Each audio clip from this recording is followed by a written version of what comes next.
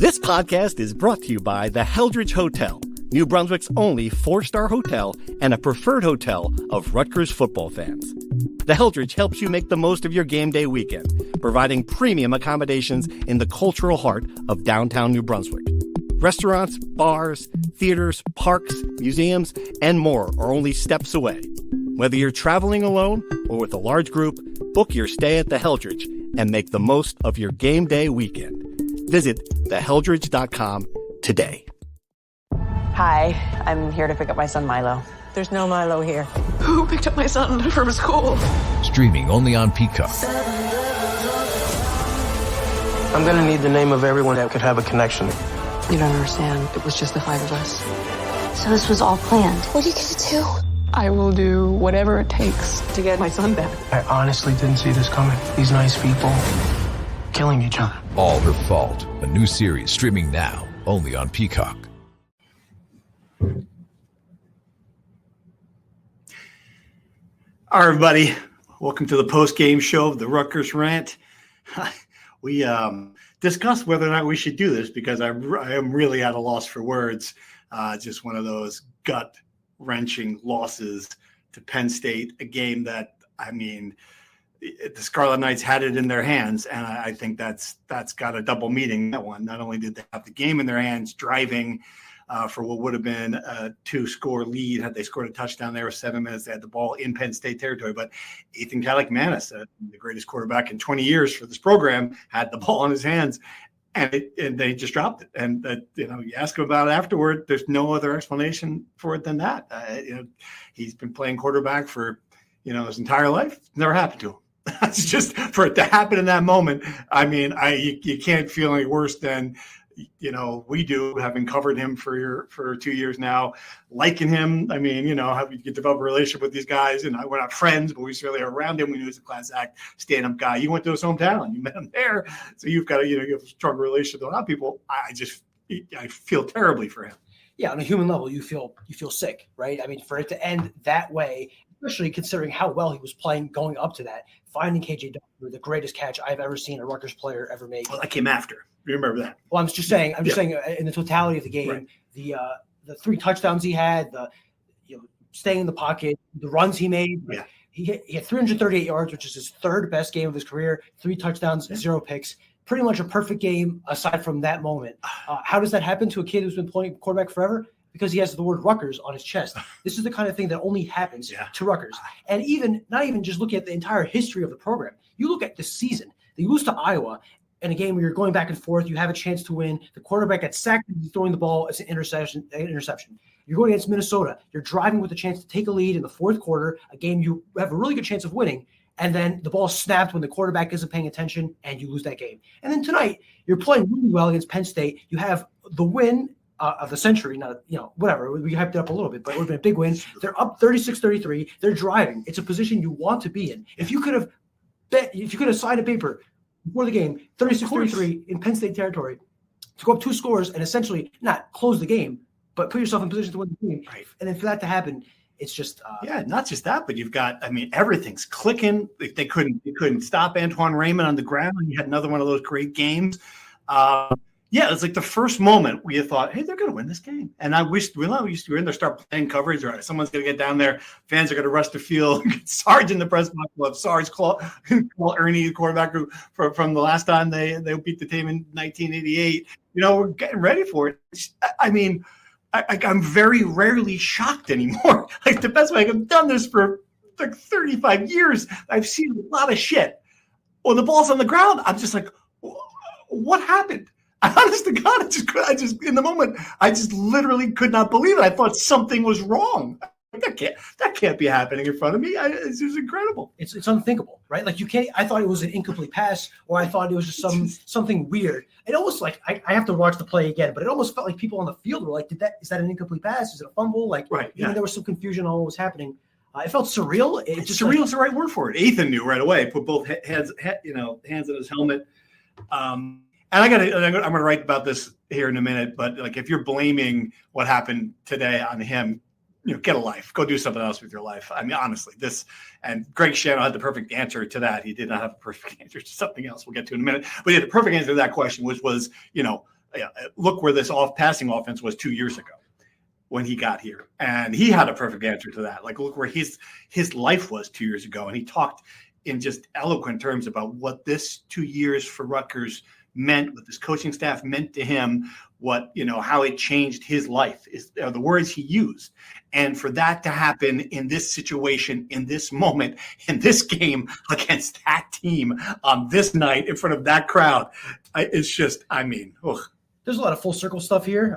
Knowing a bit about what happened to Ethan at the end of Minnesota and some of the things that were said to him, I can understand totally his feeling as down as possible leaving Minnesota. And I think he was a bit unfair to himself saying he was a bust when he was leaving Minnesota, but that's how he felt. And he felt really grateful for Rutgers to take a chance on him. Whereas I thought Rutgers lucked out. Oh, totally. I agree. And it obviously all worked out the way it did. It is kind of ironic. His first start as a college quarterback was at Penn State, whiteout game, completely dominated by an elite defense in a big spot. Now he's playing at home against Penn State, playing like a fifth-year senior, a seasoned pro, leading his team to the biggest win they would have in the Big Ten era.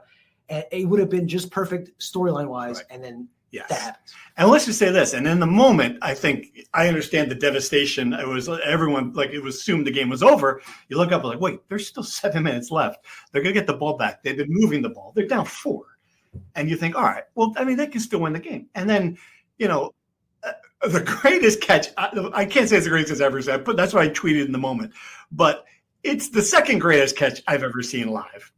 David Tyree helmet catch. This to me is better than the Mario Manningham sideline catch. I don't know about that. Mario Manningham was in the Super Bowl. I understand. We're talking about KJ Teff's upside down. That was a better throw than catch. Cunningham was a better throw. It was a better throw. Correct. And then the OBJ catch on the sideline. That was brilliant. I've never seen a more acrobatic catch. Andy Mills, the greatest sports photographer in the world. It's on my Twitter feed. Go look at it. It'll be on our pages. He'll win the national award for it. Trust me on this. It's an incredible photo of this moment. Him catching the ball where he is literally he's bent in half, upside down. One-handed. Incredible. So they have that catch, and you're like, all right, well, in that spot, third down. Where if you don't convert that, the game's essentially over. You're like, okay, so you think, all right, well, they're going to win this game. And then I got to tell you, if you're going to be mad at something, the third and the fourth down play calls to me. All right, third down, you go for the sneak, the tush push, you get a yard on 3rd and 2. All right, you only need one more yard. Why don't you do that again? Instead, you have Ethan lining up in the shotgun. The play was blown up right away. He made the right decisions, but I think his first option would have been to hand the ball to Raymond. He took off running instead, never had a chance. I just don't, I just think it's a terrible call. Yeah, I agree that if you're going to go for the tush push on 3rd and 2, which is a bit of a strange decision, feels like too long of a distance, you got to go for it again. Antoine Raymond, to your point, not on that drive, but the earlier drive where Ethan had the fumble, he's running it down their throats, 15 yards a clip, running between tackles, shedding tacklers. I just don't know why you don't give it to him in that spot. The other thing, give it to him on 3rd down. 3rd and 2. I agree. Right, 3rd and 2. Give it to him and see if he can break off a 5, 6, 7, 10 touch. Who knows? Yes. Why tush push there? I don't know. Yes. Yeah. Again, it's easy to criticize in hindsight, but I think in the moment one could agree that was, when we looked at each other, that was a weird play call to not just take the easy, go for the tush push. If you don't convert a tush push, no one is going to say, why would you go for that play? It's an understandable decision. If you're going to do what they did, you might as well throw the ball maybe. Like Penn State a couple times convert a 4th down. They would throw on the flat, catch Rutgers off guard. Try something like that. Yeah, and again in the game, you can't say Kirk Schrock called a great game. It was an excellent game. This is a good defense. It's probably the top, 6-7 in the 6-7 in the Big Ten. They had 300 yards, ran the ball at will. It's just such a head scratcher. That one, obviously, if you're looking for one call to second guess, that's the one. We talked about early in the game, the decision to fake the field goal. Greg Shanley hinted that something happened on film that they didn't see the entire year that the Penn State defense did this game.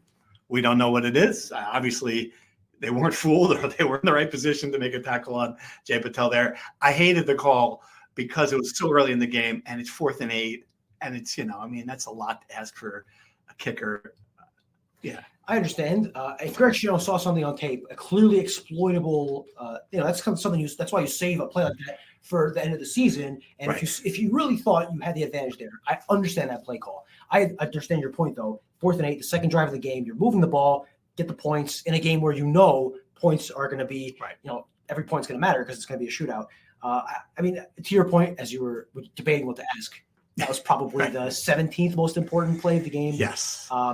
It's just the thing comes down to this. If we zoom out, the issue is that they could not stop the run. They were getting gashed at every turn. And while they had a couple of drives where they went 3 and out, otherwise, Penn State, if they handed the ball off, they were going 15, 17, 20, 50 yards. The same issue that was the issue against Ohio in August is the issue against Penn State in late November. It's the same thing. The same thing all year. They were just not good enough defensively and fundamental things. Here is the thing. It's one thing if it happens the first 3 games, and that could be maybe coaching. It could be guys in the wrong spot, whatever. I think it's clear, especially in this game, Rutgers did not have the horses. They just did not have the guys to keep up athletically, to catch up to these guys. I refuse to believe that with 2 coordinators over a season, with emphasizing this stuff over and over and over again, playing veteran guys that they just don't know where to be. It's just they did not have the horses. It's similar to not the exact level, but the Chris Ash defenses where Chris Ash was a brilliant defensive mind. He just didn't have the guys that could do anything. They just didn't have enough athletes. We can debate the merits of that, but the point is I think that looking forward, you have to change something. They're going to change the roster, obviously, because half these guys are graduating anyway. But you have to get more athletic guys, and you probably have to get more experienced coaches that can somehow overcome the lack of talent. Yeah, we'll have a lot of time, obviously, to break down what they have to do next. In this game, you asked the first obvious question was about making defensive staff changes. He wasn't going to answer that tonight. That's going to happen, though. I mean, I think you don't take over coaching in the middle of the season and keep the defensive coordinator. Rob Smith's going to be out. They're going to find new people there. I don't know what that's going to look like, who that's going to be, but I think that's going to be an obvious change. I'm willing to bet we will know that before signing day on Wednesday. There's my one prediction. I've been wrong before, but I bet you that's going to be a scenario there. Otherwise, the one thing, and this is a question we asked because Greg Schiano talked about the same thing, and I think he's starting to realize some people are tuning it out when he says, my goals for the program, championships, win championships here, and I asked a very simple, very basic, what's it going to take to take the next step question. Didn't get the halt because I was asked it quick enough. But his answer surprised me, and I thought it was really kind of a tone-deaf answer. He says that what they've accomplished here is almost miraculous, with the 2 words he used. And, look, you want to say that we've done more with less, you can say that to me, and I'm okay. If you want to say we've, managed our situation, how many ways you want to phrase it.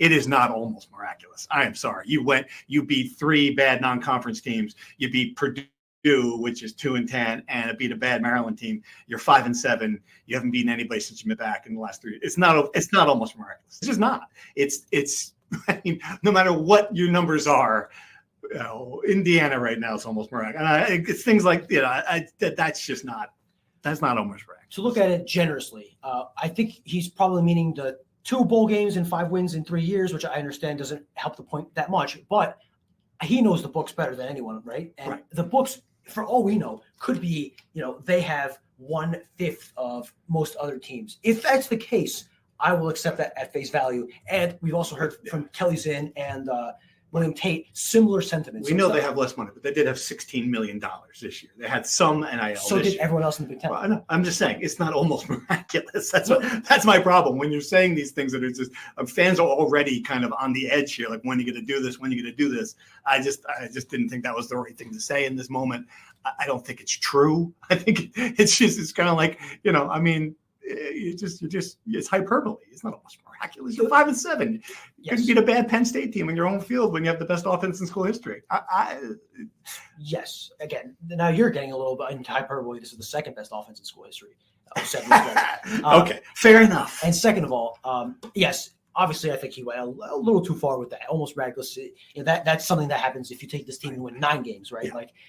But I understand his sentiment, and I'm willing to give him a little bit of grace here, which I'm sure a lot of people are not willing to. But I do think I understand his sentiment. Now, here's the thing. Here's the big thing. And we'll talk about this on a pod later this week about the future.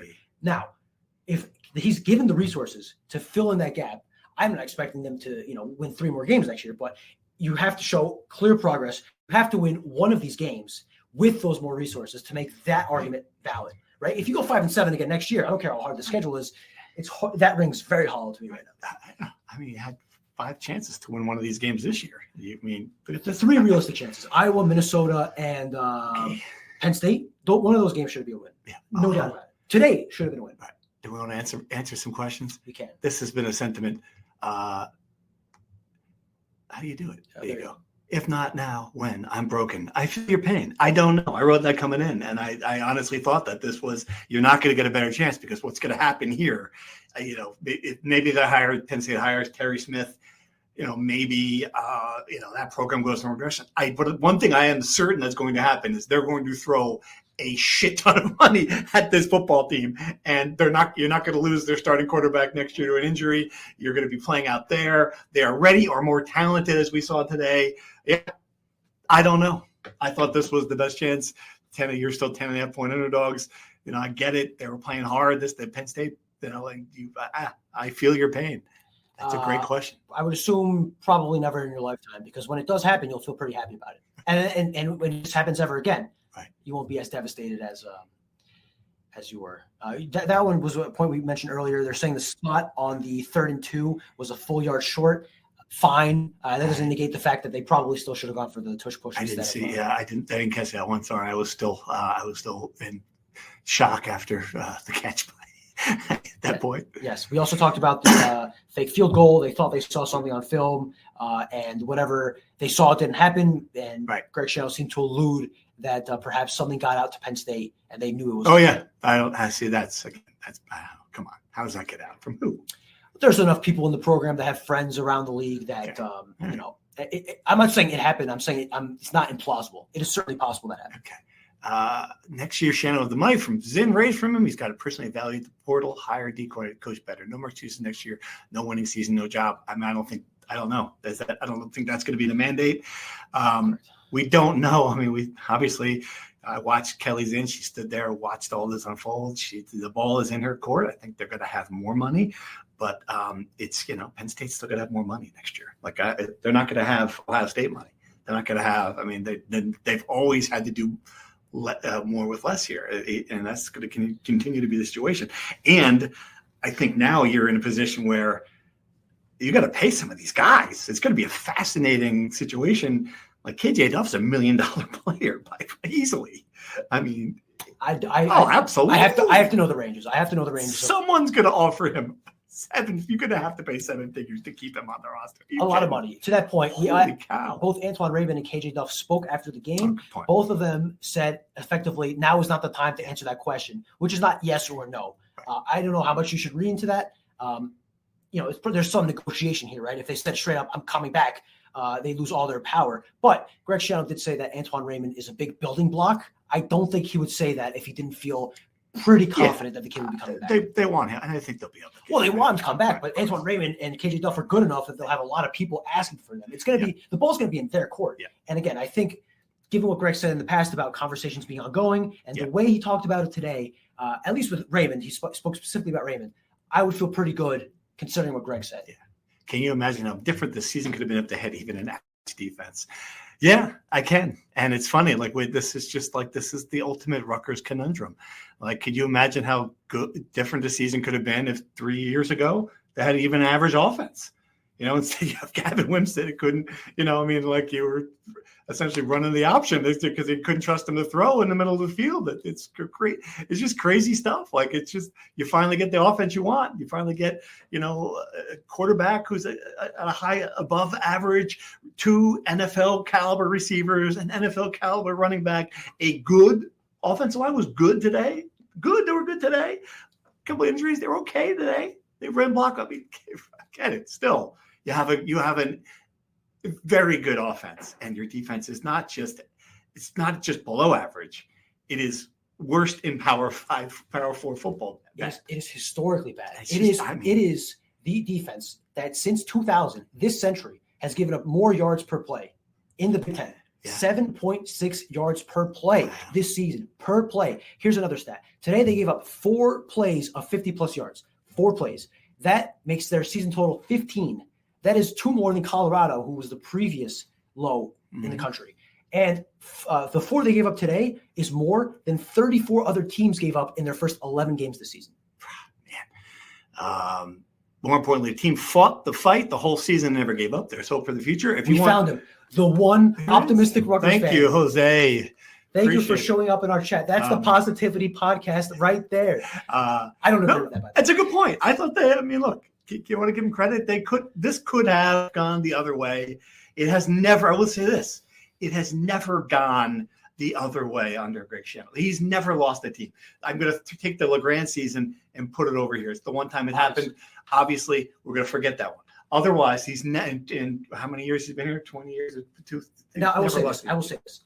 I think that he's doing things that a lot of other coaches aren't able to do, which is keep the team together. But I think keeping a team together should be the bare minimum for a leader of a program who's making this much money and is coaching college football, right? Like, when they're on this field, they were down 42-3 at Oregon.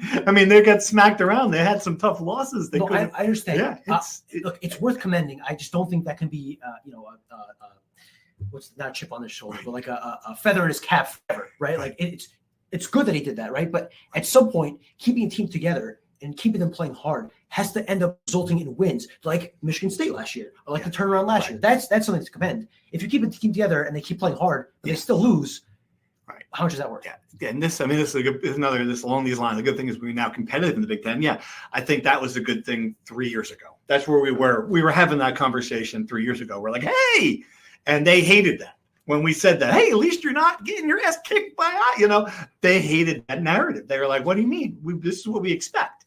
And so we moved past that and trying to hold them accountable. It's our beating these teams, and they're not doing that yet. That's the next step.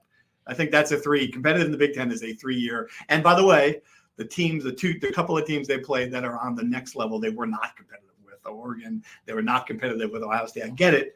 Right. We don't expect them to be, but they weren't. And they play a couple of them next year. They play Indiana next year. They play Penn State, Southern Cal next year. It's kind of on that fringe. Perennial top 25. Yeah. Yes. And a point where they're paying their coach a lot of money to make the playoff. Yes. Okay. Again, we are. This is the issue here, where this program feels like it's in this purgatory, this like limbo, where they made progress. They got to that point where they're competitive in the Big Ten. They're making bowl games. Mm-hmm. They're 6-6. They can't take the next step, which is beat teams that are slightly better than you. And instead of winning 6 games or 7, you win 8 or 9. You do what you're supposed to do last year with an easier schedule and get through that. Last year was one thing, whatever, injuries or whatever. This year, you had 3 golden opportunities, and I thought Minnesota was not better than Rutgers. I really don't. I thought Minnesota was probably on par with Rutgers. Iowa was slightly better because they have this voodoo magic. They just win these close games. They could be the worst team of all time. They're going to win these games. And then Penn State, again, is just the opportunity of a lifetime wasted. And I don't know how much this will impact the offseason, but to lose that game that way, it just feels like it's going to be a hard one for fans to get over. And I wonder how much it'll hurt the program in recruiting. Yeah, I don't know about recruiting, but I will say, it makes things a lot harder. It would just be everything, fundraising, momentum, like there's many things, season ticket sales, you beat this team, people have a good experience, it's fun, you win.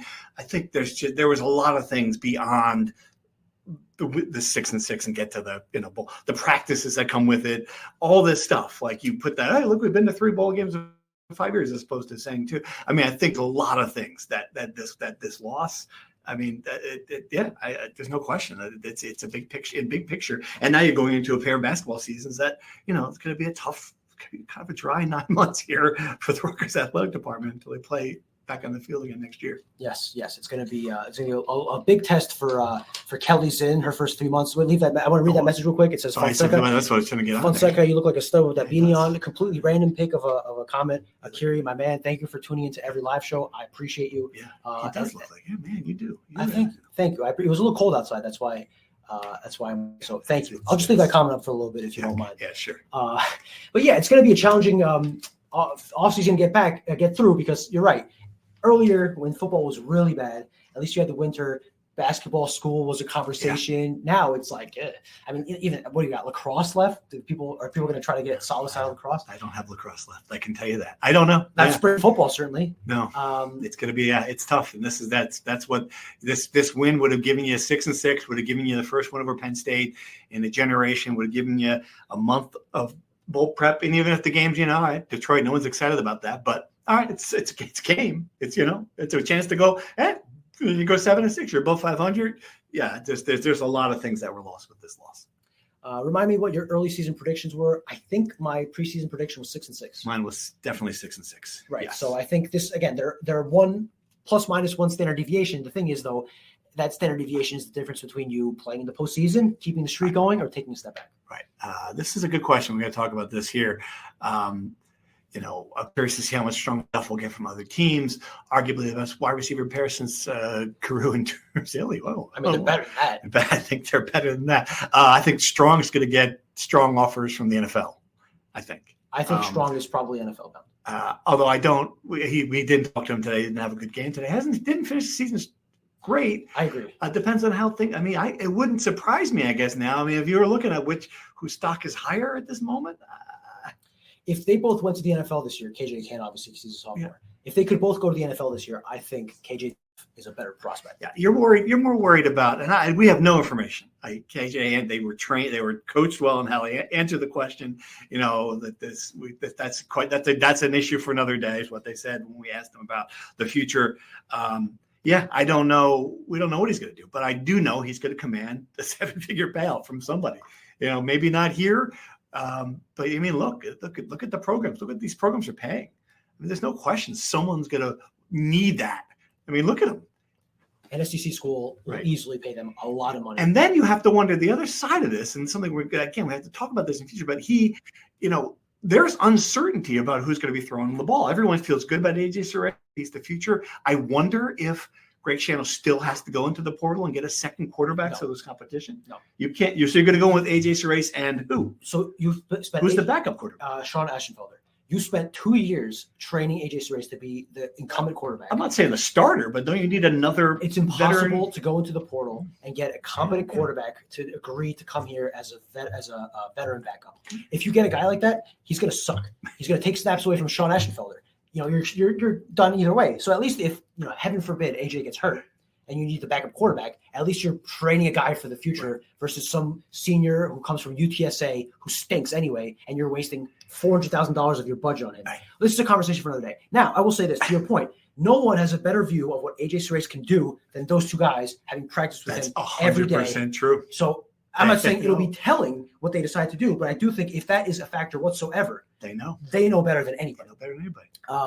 So I don't know. I think it's going to be it's going to be interesting to see what they do. The strong thing with the NFL that's probably holding him back a little bit is the lack of speed and ability to create separation. These two guys are elite at making contested catches. Yeah. They lead the country, both of them, in contested targets, probably because they're constantly being contested, like they're constantly being covered, and they have to outstrong a defender. I can't remember the last time Ian Strong just ran past a guy and got open. Like that just doesn't happen as often as you'd like from a NFL receiver. True. Right? That's true. Yeah, I don't know.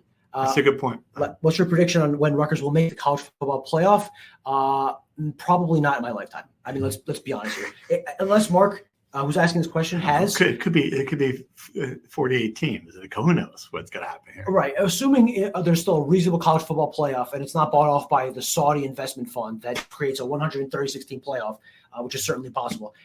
Barring that happening, I think unless Rutgers gets a mega donor, I'm saying Mark Cuban, vitamin water guy, an oil salesman from like Texas Tech, unless that guy comes out of the sky, or there's a groundswell of Rutgers donors that suddenly decide they don't mind paying players, I don't see it happening. It's really, really hard to make the playoff. It's good. I got someone noticed the studio we're in. This is actually the visiting coaches booth at SHI Stadium, and I can see they are scribbling on the glass here, the visiting coaches. I don't know what any of that means. RPO, 1-for-1, the exotics. They had all the different plays.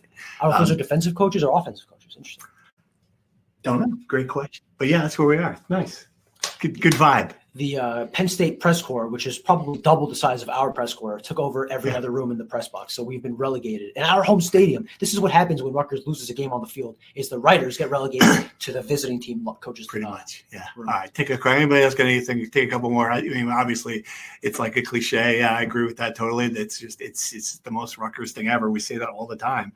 The last time I felt like this was the Jets season opener a couple of years ago with Aaron Rodgers, where we were joking he's going to get hurt on the fourth play of the game, and he got hurt in the fourth play of the game, and I was still like, I can't believe that happened. That's the best way I could describe it. Like, I knew it was coming. We joked about it. It was obvious. And when it happened, I was still like, I can't believe that happened. It felt the same way. This, even as obvious as it was, this was going to be a heartbreaking. They've been hearts were broken a million times. It was still like, I just can't believe it. Yeah. It's hard to write it. If Pillay wrote this as fan fiction, it would be like, this is a little too on the nose. I might write some fan fiction. All right. That's good enough, right? That's good. We had a couple hundred people in here tonight. Yeah. Thank you guys for really quickly, we'll fly around here. The refs screwed us. The refs are not the reason Rutgers lost this game. If there were 50 reasons, there are probably 49. Do we reach a bowl game next year? If not, is Greg going to get fired? To the second question, probably not. The buyout is enormous, and I think he has enough cachet at this place that he'll survive another year without a bowl game. Yes, and Greg will never get fired. He'll retire. He'll never get fired for what he's done for this place. Do we reach a bowl game next year? Gut reaction right here. What I'm thinking, yes. What do you think? Yes or no? Yes, and I was looking at the schedule. I think the schedule is more manageable next year, and I put the but out there because there are. I mean, look, this is a big offseason. You're starting over at, quarterback, at defensive line, at a lot of positions. I mean, there's a lot of unanswered things here. Got to see what the receivers are going to do. A million things. Gut, easy, yes, because the three non-conference games are wins.